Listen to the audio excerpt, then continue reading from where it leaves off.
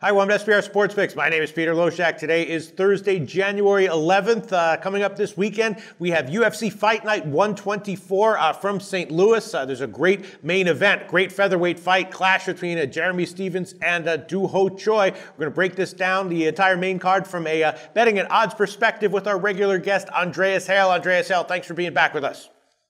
Absolutely. Thanks for having me.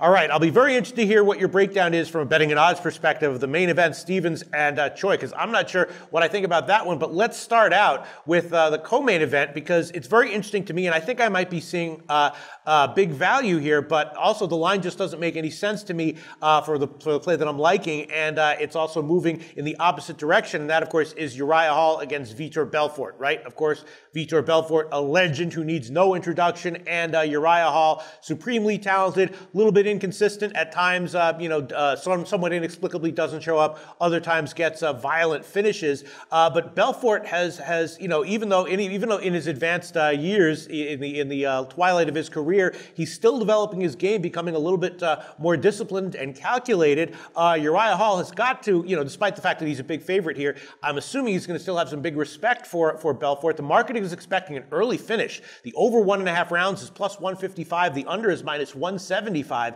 And I'm not totally convinced that we're very likely to see, a first round stoppage one way or the other. I'm thinking the over might be a good play. I'm thinking this fight might even go the distance at plus 265 or 285 actually. My take on this fight, is it off? Do you not think that the over might be a good play here? Why is the total so low here? I think they're taking into consideration Vitor Belfort's last few performances. He got ran over by Kelvin Gastelum. He beat Nate Marquardt, but that wasn't, anything to sneeze at. Gegard Mousasi, he lost to by stoppage, and Jacare, he lost to by stoppage. So that's where the line is coming from. And yeah, we know Uriah Hall has that great knockout kick from The Ultimate Fighter, but aside from that, the guy is very patient. He's very hesitant to pull the trigger. So I very much see this fight going the distance as well. I guess they're assuming that Vitor is done, but Vitor can get to a decision. He can win a fight like he did against Nate Marquardt, and Uriah Hall is just not the guy that's aggressive enough to put him away early. I think this line is kind of crazy. Yeah, I agree with you. Hall could get a first-round finish for sure, but the question is he likely to? And the over 1.5 rounds at plus 155, is that a play with value? I think it's got to be. Let's start off just with that. Over 1.5 rounds at plus 155, definitely going to be an official pick for me. And, I could see, as you said, Belfort has been stopped, a bunch of times recently, so I could see like a late, second round or third round stoppage, but just the fight going the distance is plus 285. What do you think about that, Andreas Hale? Is there a real chance this fight goes the distance as well? There is a very significant chance this goes the distance. I like the over, though, because Vitor is a little bit old. Mm-hmm. He's not fighting in Brazil. He doesn't stop people in Brazil, outside of Brazil, so that might be something to consider. But I like the over. I'm a little iffy on the decision. I think, if Hall does catch him, he will put him away. But I think they're going to be so patient for these first 7.5 minutes that this thing's got to at least go over that. Yeah. So I'm going to play it safe here with the over. I'm going to stay away from the distance, although that's a lean for me, but I really like this fight going over 1.5 rounds. All right, and then as far as the money line of the fight is concerned, obviously Hall's a big favorite, right? Minus 325. Belfort on the other side, plus 265. Hard to see how Belfort wins this one, although he clearly can. Hall should be a big favorite here. How big of a favorite should he be? I'm not exactly sure. What's your read on that one? Right now, Hall minus 325 at 5 times. Belfort on the other side, plus 265. Hall's a little bit too much of a favorite here. Mm-hmm. The line's a little too wide. And the reason I say that is because you look at Hall, all of his performances are extremely uneven. You never know what Uriah Hall you're getting. And as the years have progressed, he hasn't gotten any better. He does the same thing. If he finds a mistake, he'll capitalize. Otherwise, he'll stare at you for 15 minutes. And that's very possible, and it causes him to lose fights. He's lost fights by just giving rounds away. Vitor Belfort's a guy, I'm not going to say he's going to go for broke here, but with Hall just kind of standing around looking at him, he could steal a couple of rounds. He could win a split decision just by staring at Uriah Hall. So I don't think the line should be this wide. I think that Hall should be like a minus 150, maybe minus 200 favorite. So the line is a little bit too wide for me. I still think he'll win this fight. It's just anything can really happen in MMA. And with a guy like Vitor Belfort, who's a proven legend, and a guy like Uriah Hall, who lost 3 fights before just getting that knockout win, anything can happen. It's just a little too wide for my taste. Okay, and let me ask you this. I'm just feeling my way around these odds still. If Belfort does win, you think it's because Hall just gives him too much respect and is hesitant, and Belfort gets a decision win, or do you think it's more likely that Belfort catches him and finishes it inside the distance? It's tough to say. I think Uriah Hall is a supremely talented guy.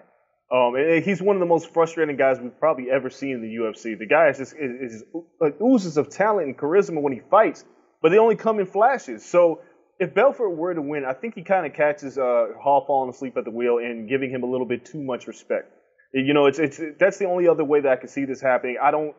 It's not a talent thing. I don't think Vitor Belfort's more talented. I think Uriah Hall just has these mental issues that prevent him from pulling the trigger. And if he sits there and waits, he's probably going to get caught with something. Yeah, because Belfort by 3-round decision. Belfort by decision plus 10-10, plus 1,000. Andreas Hale, what do you make of that? You know, if I had a few dollars, I'm just going to throw it at that. Because, again, like I said, if Hall just kind of stands around and stares at Vitor Belfort and Belfort's a little bit more active, he may not finish him, but he can win the fight on a controversial decision. And that's possible. And plus 10, that's insane. Yeah, I mean, that's just something you should throw some money at just because. All right. Well, my official pick on this one is going to be the over 1.5 rounds plus 155. I'd love to take the fight going the distance at plus 285, but I don't think I have the balls. I would really love to take a shot with Belfort by decision at plus 10-10, but I don't have the balls for that either. Andreas Hale, what's your official pick on this fight going to be, if any? Yeah, it's going to be the over. I think this thing should definitely go at least 7.5 rounds, and fight maybe into the third round. That Vitor Belfort by decision is so tempting. It's really tempting, and if you've got disposable income, dispose some income on that. But otherwise, the safe bet here is the over. I mean, right now, how much of a talent edge does Hall have over Belfort? Obviously, Belfort's in decline, but his skills are still there. They're just slowed down, but his skills are still there. How much of a talent edge does Hall have right now? I mean, it's pretty significant. I mean, when you watch Uriah Hall fight, when he turns it on, he's fast, he's powerful, and he can finish guys. His timing is excellent. Vitor's still a great fighter, but again, when he's not fighting in Brazil, I don't know what it is. I mean, maybe it could have been the TRT thing back in the day. Yeah. But whatever it is, Vitor Belfort's just not the same fighter. So, and he's got old man bod now. He's just a little bit older. He's slower. But ultimately, Hall is a great talent. It's just this is a mental fight more than anything else. So that's the only way I can see it. If Hall can get over his mental issues, it should be an easy win. But I don't trust his mental issues. All right, so Andreas Hale and I both going on the over 1.5 rounds of plus 155 and nothing else in that fight. Now let's go back to the main event, Jeremy Stephens and Doo-Ho Choi. This is probably going to be a great fight. Both of these guys, exciting fighters, love to fight in a high volume pressure manner. Choi right now is the favorite at minus 160. Stephens on the other side at plus 140. I've looked at this fight quite a bit. I don't think I'm going to be able to pull the trigger here either which way. If you gave me a free bet, I guess I would take Stephens to plus 140 just because I feel like this fight may be a little bit closer to being a coin flip than the market is giving credit for. But I don't want to bet against either of these guys, so I'm going to stay off it. Right now, Choi's minus 160, Stephens plus 140 on the other side. What's your take on this? You think there's clear value on one side, and if not, what would your lean be? No, there's not clear value. Doo-Ho Choi is a guy who we saw go to war with Cub Swanson. Before that, I believe he won about 12 fights in a row. Yeah. He hits hard. His stand-up is excellent. Jeremy Stephens is a guy with dynamite in his hands. He can put away guys. He's another guy mentally sometimes he's not all the way in there, but he hits a lot harder than Cub Swanson. And that being said, he could put away Doo-Ho Choi, but I think this is just going to be a hell of a fight. I can't pull the trigger on anything here because this is one of those fights I really don't know what's going to happen. It could end in a heartbeat. It can go 3 rounds. So I'm going to stay away from this one and just enjoy it. But you got two guys who hit extraordinarily hard. You got Choi with an exceptional chin. Stephens has a pretty damn good chin too. So you should be in for a hell of a fight. But I just can't see anything to bet here.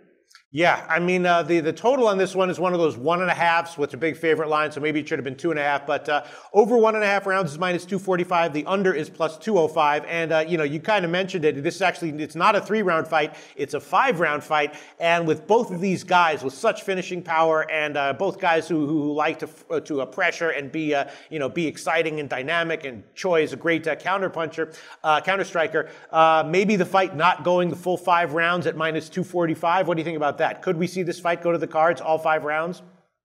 I think we could. I think Jeremy Stephens has to respect Choi's power. He's gonna test his chin, but I think he's gonna find out very early that Choi's not going anywhere anytime soon. I think this fight could go the distance, but yeah, 5 rounds. I mean, 25 minutes is a long time for two guys to beat each other up. And on top of that, these are two guys that don't have great defensive approaches to fighting. I mean, they kind of go balls to the wall and try to hit you and see who hits the hardest. So it could result in a knockout, or it could result in these two guys just getting exhausted and maybe turn into a grappling match later on down the line. It's a little too much for me. I just can't find any value anywhere. All right, yeah, that's what I'm thinking as well. But if we gave you a free bet on this one, on a side or a total, what would you take? If you're giving me a free bet, I'm going to take Jeremy Stephens because there's a little bit of value here. I like the power. I mean, it's very possible that Doohoo Choi is ruined after the Cub Swanson fight. And maybe his chin isn't as good anymore. So if you're going to give me a free bet, I'm going to put it on Stephens. Matter of fact, I'm going to make that a lean. I just won't make it an official pick. But I'll make that a lean with Jeremy Stephens. All right, a plus 140. All right. And then now let's move on to Paige Van Zandt and Jessica Rose Clark. This is an interesting fight here after a hot start to her UFC career. Things have definitely slowed down a bit for PVZ. But she's hoping that a change in weight classes will get her some better results. And Clark, she debuted on short notice in her last fight and had a very nice result there. But maybe we're reading a little bit too much into her success in her short notice appearance just a couple months ago. I was actually thinking that PVZ might actually be a good bet here. A couple days ago she was plus 100. Now some money's coming in on her. Now it's dead even on both sides, minus 110 both sides. And I'm thinking maybe this is a spot where we try to time a little bit of a resurgence from PVZ. What do you think? Oh, I agree 100%. I think Paige Van Zandt has kind of been matched up terribly by the UFC. They tried to push her too hard, too fast. They put her in there with Rose Namajunas, who beat her up for, just beat the hell out of her. But it showed how much resolve she has. Michelle Waterson, she finished her with a rear naked choke. But these are two top-tier, strawweights. So when you look at this fight and you look at Paige Van Zandt and you look at Jessica Rose Clark and you say, well, how is Paige the underdog here initially? And the money coming in makes a lot of sense because Paige Van Zandt, she has better stand-up. But more importantly, she's exceptional in the clinch and she's a pit bull of a wrestler and a grappler. So I like Paige a lot in this fight. I'm surprised that she even started off as the underdog. And I think this is an easy bet for me. I'm taking Paige Van Zandt all the way. Yeah, that's what I was thinking as well. When I saw her as an underdog, I was kind of scratching my head thinking like maybe there's not something I'm not seeing here. But the more I looked at it, the more I was thinking, I think the line is just off. And of course, the market expects this fight to go the distance. It's a 3-round fight. Over 2.5 rounds is minus 300. And PVZ by decision is plus 196. Do you think this fight do you think it's more value taking PVZ to win at minus 110 or by decision at plus 196? By decision at plus 196. And the reason why I think Paige is very smart here, and I think she's going to use her stronger base and her grappling skills. I mean, she had a hell of a time cutting weight, so she should be a lot stronger and a little bit more comfortable in this weight class. And that should allow her to impose her will on her opponent here. And what that'll mean is that she'll kind of grind this out and really test her opponent's cardio tank. And I don't know if Jessica Rose Clark has it. I mean, she came in overweight. Granted, it was a short notice fight. But we really don't know enough about Jessica Rose Clark to say that she can finish Paige Van Zandt or that she can even beat her.